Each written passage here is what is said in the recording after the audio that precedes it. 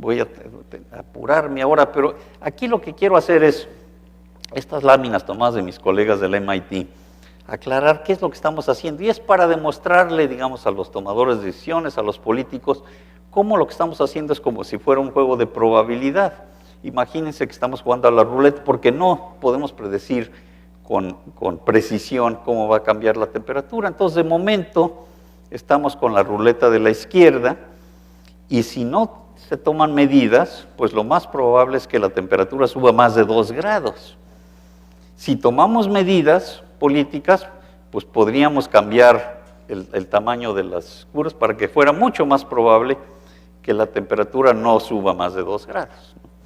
Bien, pues imagínense que es un juego de ruleta de $100,000 y que les digo, si ustedes se ganan los $100,000 siempre y cuando la temperatura no suba más de 2 grados.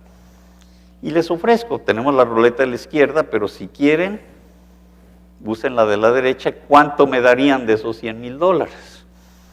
Entonces piénsenlo por un momento, pues es mucho más probable.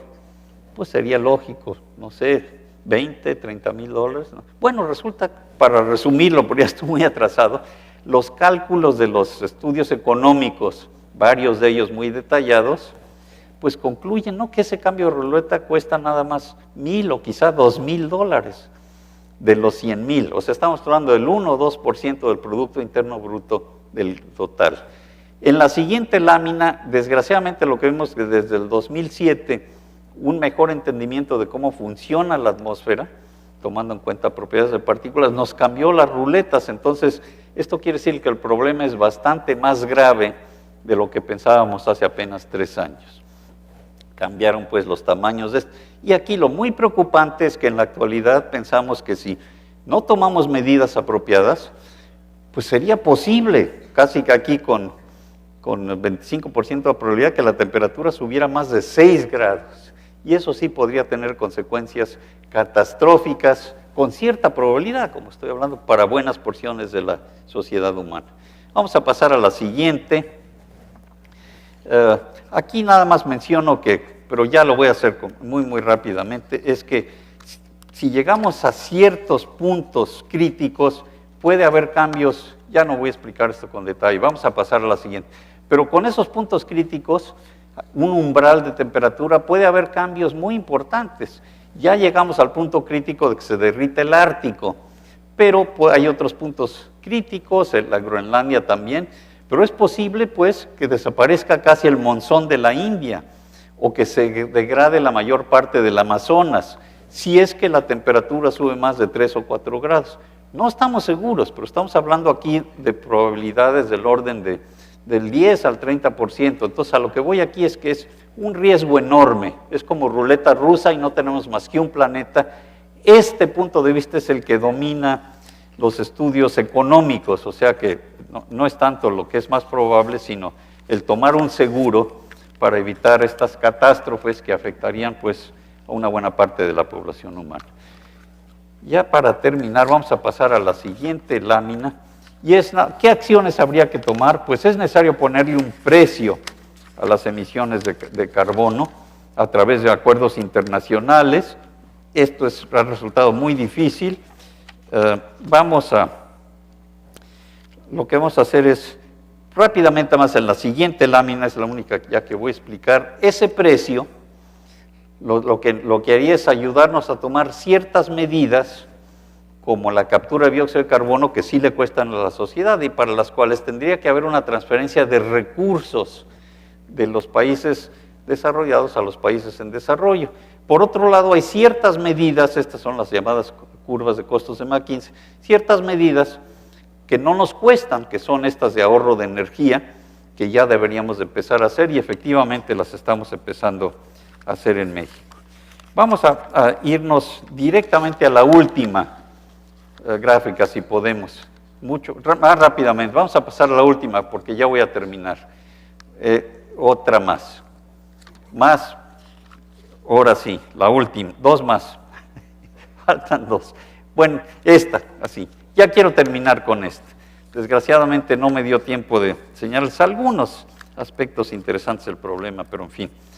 que tiene que ver con la interpretación de algunos grupos que dudan de la veracidad de los aspectos científicos. Es uno de los temas que hay que discutir. Pero aquí termino con esta curva, que es cómo está aumentando la población mundial, que es la base del problema. Y vemos pues, que se ha disparado también, pues, sobre todo en el último siglo. Ya tenemos pues, 6.800 millones de personas y la expectativa es que suba pues quizá 9.000 a finales de siglo, y porque ya se está, digamos, estabilizando. Pero el problema enorme que tenemos es que más o menos la cuarta parte de esta población es la que tiene un nivel de vida pues adecuado, pero es la que ha contaminado al planeta. Y las otras 3/4 partes de la población mundial, pues por supuesto tienen derecho a subir su nivel de vida. Pero pues ya no podemos hacerlo con el mismo planeta, a menos que cambiemos la forma de tener ese desarrollo económico. Tiene que haber un cambio muy importante, porque nos va a salir mucho más caro pues tener inundaciones, huracanes intensos, etcétera, que tomar las medidas adecuadas, que como les digo es del orden de 1, 2, quizá 3% del Producto Interno Bruto Mundial. O sea, desde el punto de vista económico y tomando en cuenta además el riesgo de tener catástrofes, pues es mucho más atinado tomar las medidas necesarias. Pero además, pues hay otro factor que ya no es económico sino ético. Estamos hablando casi ya de nuestra propia generación, porque estamos viendo los cambios, pero con toda claridad de nuestros hijos y nietos. Si no hacemos nada, pues estamos dejando un entorno en el que va a ser mucho más difícil que alcancen todos un nivel de vida adecuado, un nivel económico pues al que aspira una población tan grande. Entonces nuestra generación tiene esa responsabilidad. Podemos o ignorar el problema y tomar el riesgo de que si tenemos mucha suerte no pase gran cosa, o realmente enfrentarlo, y lo que les he tratado de explicar es que sí tenemos la capacidad técnica, económica de hacerlo. Nada más nos falta ponernos de acuerdo, a ver si en México, en Cancún, en noviembre y diciembre, un esfuerzo importante para ver si podemos llegar a un acuerdo internacional. No va a ser el definitivo, pero espero que por lo menos podamos adelantar, porque México sí ha jugado un papel importante como líder internacional entre los países en desarrollo. Gracias por su atención.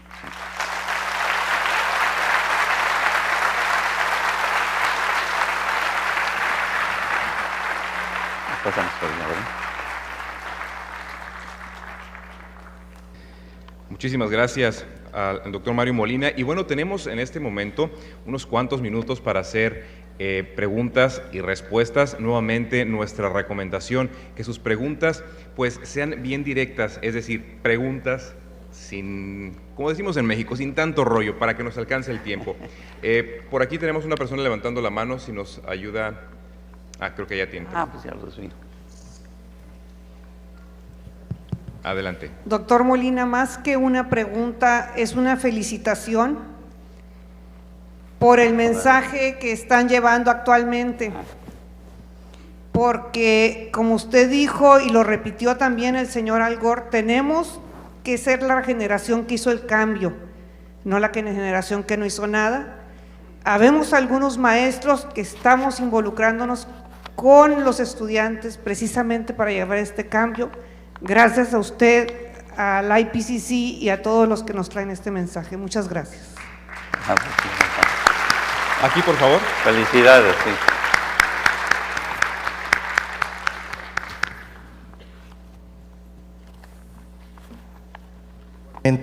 Muchas gracias, doctor Molina. Muy específicamente, ¿cuál es la situación de la capa de ozono de acuerdo a los esfuerzos que se han hecho a través del Protocolo de Montreal y que ya fue una filmina que se tuvo que brincar? Gracias. Sí, efectivamente. Parece que algo pasó con el micrófono. Adelante, por favor.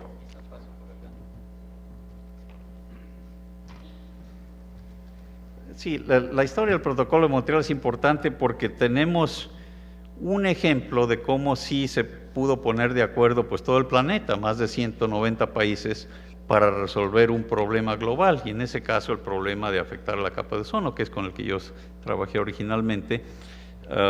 porque nos protege de radiación ultravioleta que es muy dañina pues para los seres vivos aquí en la superficie del planeta. Y en ese caso el acuerdo pues consistió en dejar de producir los compuestos que estaban dañando la capa de ozono. A través de este acuerdo, se llama el Protocolo de Montreal. Precedentes importantes es que sí tiene recursos para transferirlos de los países desarrollados a los países en desarrollo para poder hacerlo efectivamente, etc. Y el problema es que ese es el único caso que se ha resuelto, o sea, no tenemos más que un precedente, que es ese, y claro, es más sencillo porque no era más que una serie relativamente pequeña de industrias químicas con las que pudimos trabajar. En cambio, el problema de la energía, pues son muchísimas industrias, muchísimas actividades de la sociedad, pero se puede hacer. Y la gráfica que tenía yo, que también ya los puedo enseñar, es que son dos aspectos adicionales del Protocolo de Montreal. Una es que como los gases que ya se controlaron por el Protocolo de Montreal también son gases efecto invernadero, resulta que ese protocolo ha tenido un efecto 4 o 5 veces mayor que el llamado Protocolo de Kioto, que es el que no ratificaron los Estados Unidos, es el único acuerdo internacional de momento que hay para el cambio climático. Y el segundo punto importante es que también podemos hacer proyecciones del tipo de estas de umbral de temperatura.